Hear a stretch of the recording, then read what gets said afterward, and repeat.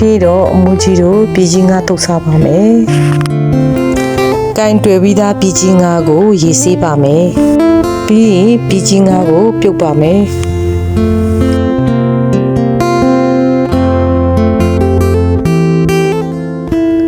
ပြုတ်နေတဲ့အချိန်မှာခင်းကျင်ဒီလေးပပလိထားမယ်။ကျက်သွန်နီပပလိထားပါမယ်။ပြီးကြရင်ငပိစိမ့်စားလေးနည်းနည်းဖုတ်ထားပါမယ်။ပြည်ကြီးငါတွေပြုတ်ပြီးသွားတဲ့ခါမှာတော့စတင်ပြီးတုပ်ဖို့လုပ်ပါတော့မယ်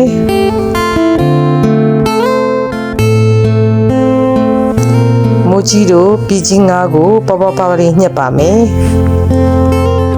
ညှက်ပြီးသွားတဲ့ခါမှာတော့ခုနကျက်သွန်နဲ့ခင်းချင်ဒီလိထားတာလေးထည့်ပါမယ်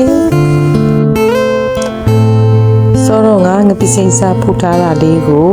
ထည့်မယ်ပြီးနန်းနန်းပြီးတမယာဒီငယူတီအကျက်မို့ငံပြာရီ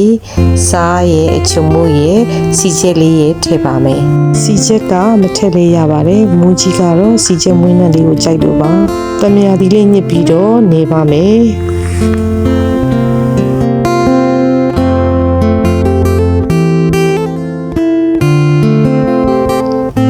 ကဲပြည်ကြီးငါတုတ်ကလေးရပါပြီစားကြပါအောင်မွေးရဲ့ဗီဒီယိုလေးကိုကြိုက်နေတဲ့လို့ရှိရင် like and share လေးလုပ်ပေးကြပါဦးနော်